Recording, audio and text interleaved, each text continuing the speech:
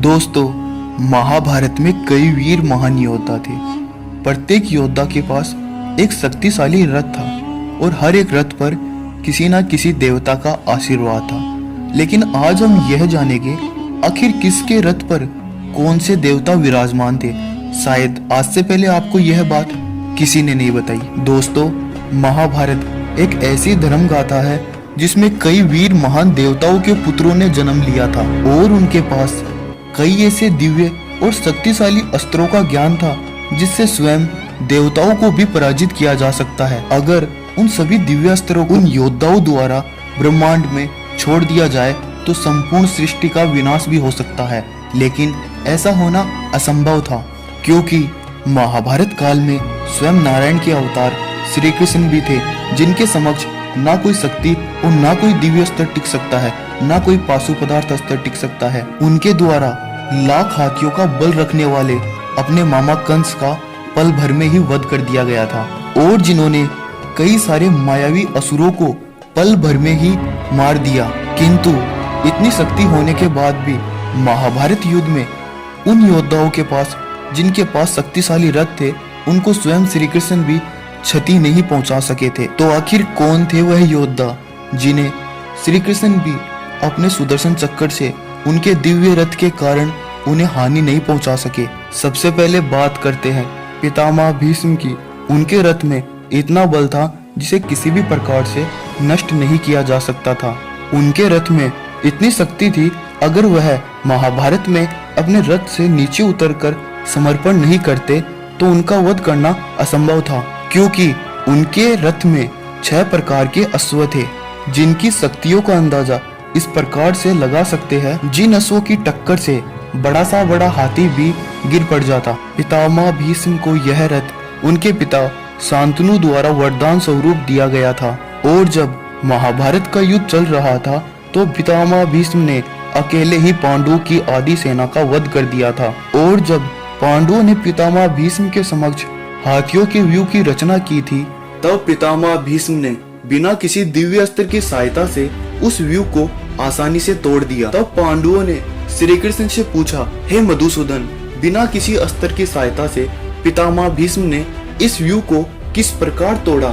तब श्री कृष्ण ने बताया कि जितना सामर्थ्य पितामह भीष्म में है उतना ही सामर्थ्य उनके अश्वों में है। उनके रथ को खींच रहे एक एक अश्व में 22 हाथियों का बल है। यह सुनकर अर्जुन कहते हैं, हे मधुसूदन, इस प्रकार तो हम पितामह भीष्म को अपने किसी भी व्यू से नहीं रोक सकते। तब श्री कृष्ण कहते हैं, तुम उनकी चिंता ना करो पार्थ, समय आने पर इसका भी हल अवश्य ही होगा। अब बात करते हैं महाभारत के दूसरे योद्धा की, जिसके रथ में पितामह भीष्म के रथ से भी कई गुना शक्ति थी और उनकी मृत्यु का कारण उन्हीं का वह रथ ही बना। वह ऐसा महान योद्धा था, अगर चाहता तो समग्र सृष्टि को अपने अधीन कर सकता था।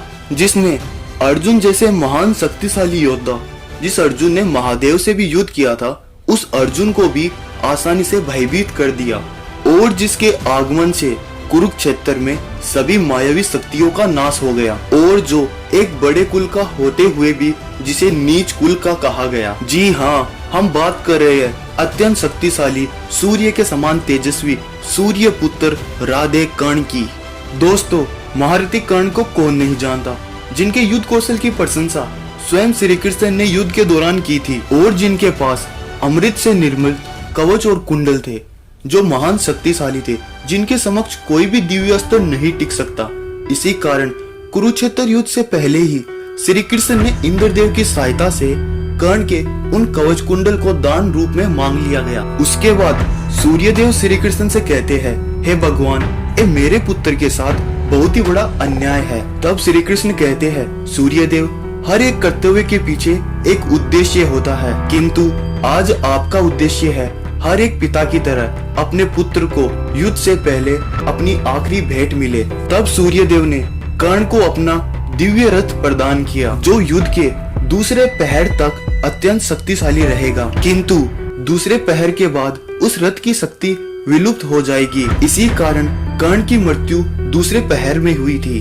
दोस्तों, अब बात करते हैं महाभारत के तीसरे सबसे शक्तिशाली मायावी रथ की, जिसके आगमन से स्वयं महाशक्तिशाली भीम को भी झुकना पड़ा और जिसने अर्जुन के पिता इंद्रदेव की देव असुर युद्ध में सहायता भी की थी, जिसके पास देवों से भी शक्तिशाली अस्त्र थे, जो इंद्रदेव के घनिष्ठ मित्र थे। फिर क्यों अर्जुन ने उनके प्राण ले लिए? जी हाँ, हम बात कर रहे हैं आसाम के राजा भगदत्त की। दोस्तों, भगदत्त के पास देवराज इंद्र के ऐरावत के समान ही शक्तिशाली हाथी था, जिसका नाम सुप्रतीक था, जिसके आगमन से सभी रथी और महारथी कांपने लगे थे, जिसके कारण अर्जुन ने भगदत्त को भी मृत्यु के घाट उतार दिया।